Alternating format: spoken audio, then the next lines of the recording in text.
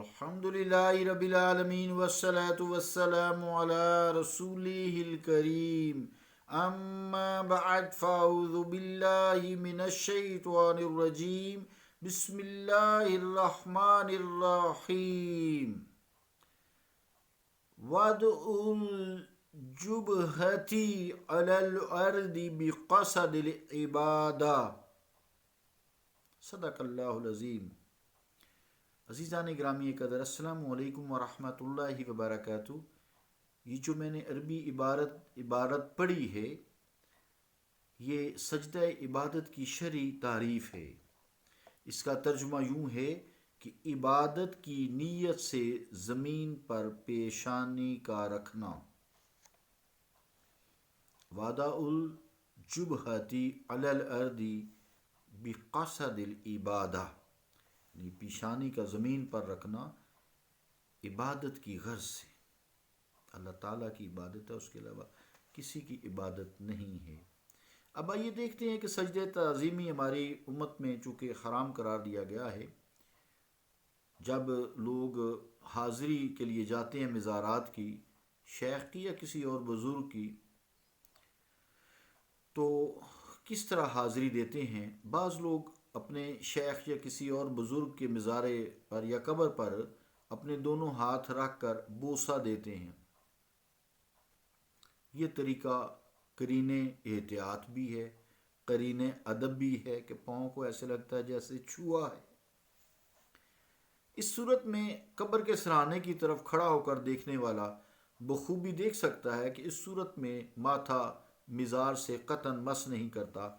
یہ بوسہ دیتے ہیں ہونٹوں سے۔ تو یہ معمول ٹھیک ہے، لیکن دور سے دیکھنے والا سمجھتا ہے کہ شاید سجدہ کیا ہے، ابھی حالانکہ اس نے گھٹنے بھی نہیں ٹیکے،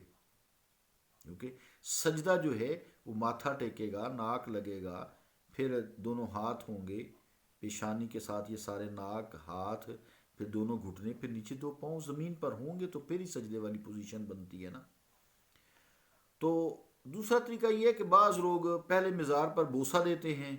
پھر دائیں اور بائیں آنکھ کو بوسہ دلواتے ہیں، یعنی ایسے مزار میں بوسہ دیا، ایسے پھر ایسے دائیں آنکھ پھر بائیں آنکھ، اس طرح بھی۔ تو اگرچہ اس صورت حال میں بھی جو قبر سے ماتھا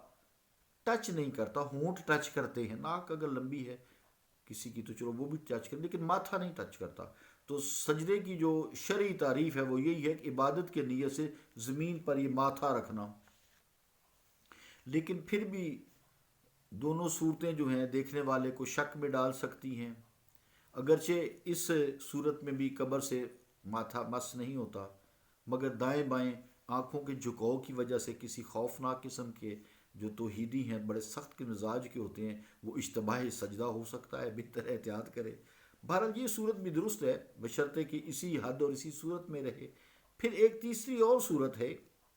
وہ بہت کم دیکھنے میں آتی ہے اور شرعاً تو جائز ہے، مگر اس سے اعتراض کرنا چاہیے اس کو اختیار کرنے میں۔ وہ یہ کہ جب کوئی شخص مزار کی قبر کے سامنے آتا ہے، رک جاتا ہے، پھر بالکل سجدہ کی صورت اختیار کر لیتا ہے، پھر زمین پر ماتھا رکھے نہ رکھے، سجدے والی تو ہو گئی، وہ صرف زمین کو بوسہ دے۔ بہرحال یہ بھی بڑی خطرناک قسم کی یہ تو آخری صورت ہے۔ اس میں مخالفین کی بات ہی چھوڑیے، خود درگاہی ماحول کے باشعور جو لوگ ہیں وہ اسے دیکھ کر چونک اٹھیں گے اور اسے منع کریں گے۔ خلاصہ کلام یہ کہ کسی کا خلاف شریعت ہونا کسی کام کا اور بات ہے، اور خلاف شریعت نظر آنا اور بات ہے۔ یعنی انما الاعمال بالنیات، نیت کیا ہے یہ چیک کرنا پڑے گا۔ لہٰذا یہ صورت حاضری اگرچہ حرام نہیں ہے، اس لیے کہ اس میں سجدہ نہیں کیا گیا اور نہ ہی نیتاً اس نے ایسے کیا ہے، لیکن خلاف شریعت نظر آتا ہے۔ نظر آنا اور بات ہے اور ہونا اور بات ہے، دونوں میں زمین آسمان کا فرق ہے۔ کیونکہ پھر اس سے اگلا مرحلہ سیدھا سادہ سجدہ ہی کا ہی ہے جب ماتھا ٹیک دے گا۔ یہ تیسری جو صورت بتائی ہے، جو بہنیت عبادت جو ہے اگر ہوگا تو شرک ہے، اور ان الشرک لظلم عظیم، کہ بے شک شرک جو ہے وہ ظلم عظیم ہے، اور موت اگر آ گئی اسی حالت میں تو کافر مرا، اور اگر موت سے پہلے سکرات الموت سے پہلے اس نے توبہ کر لی تو اللہ تعالیٰ بخش دے گا، پھر تو سارے گناہ ہی اس کے بخشے گئے، پھر گناہ ہونے کا اس کو ٹائم بھی نہ ملا، یہ بھی اس کو سعادت مل جاتی ہے، لیکن کیا پتہ کسی کو ملتی ہے نہیں ملتی۔ اس کا بھی تعلق دل سے ہے۔ اور بہنیت تعظیم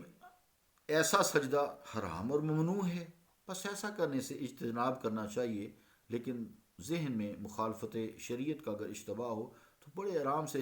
مزارات کی حاضری اب کچھ بھی نہ کریں، بوسہ بھی نہ دیں، عقیدت بھی نہ تیزار، عقیدت دل میں رکھیں، تو آپ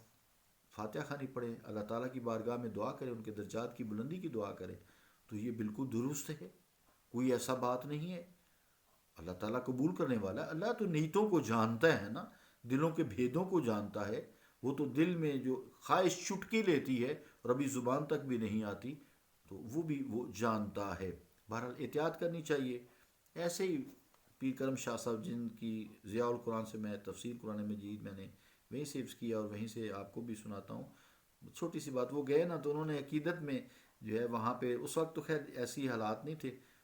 جو ہے مزار شریف پہ اتنا پابندی نہیں تھی، تو انہوں نے بھی ایسے کیا، ایسے کر کے ایک آنکھ دوسری آنکھ عقیدت سے لگا لی، عربیوں نے پکڑ لیا، کیس ہو گیا، تعلیم یافتہ تھے، چیف جسٹس آف پاکستان بھی تھے، تو تفسیریں بہت ساری ضیاء النبی بھی لکھی ہے، تو پکڑ لیا، مقدمہ درج ہوا، تو انہوں نے کہا بتا بھی جب تیرا یہ کام سزا ہونی ہے، آخری خواہش، تو انہوں نے کہا مجھے 2 نفل پڑھنے دو، انہوں نے کہا جی پڑھ لیں، جب 2 نفل پڑھے تو انہوں نے زمین پہ جب ماتھا ٹیکا نا تو زمین کا بوسہ لیا اور ساتھ اس طرح کیا، زمین آنکھ جیسے بوسہ لیتے ہیں، ماتھا نہیں ٹیکا، تو وہ جو قاضی صاحب نے ان کا لا سجدہ، آپ نے فرمایا میں نے یہی کیا تھا، آپ نے کہا جا بری، قاضی نے بری کر دیا۔ تو یہ کسی پہ فتویٰ لگانا بھی بڑی علم کی بات ہے، اور پھر اس کا نتیجہ اخذ کرنا بہت علم کی بات ہے، جانچ پڑتال ضروری ہے۔ اللہ تعالیٰ دین کی سمجھ اور اس پر عمل کی توفیق عطا فرمائے، اور ایسے اعمال سے اجتناب کرنے کی توفیق عطا فرمائے جس میں دوسروں کو بھی جو ہے شک و شبہ ہو کر وہ اپنا بھی ایمان خراب نہ کر لیں کہیں۔ صلی اللہ تعالیٰ علی رسول خیر خلقہ محمد وعلی آلہ واصحابہ اجمعین برحمتک یا ارحم الراحمین۔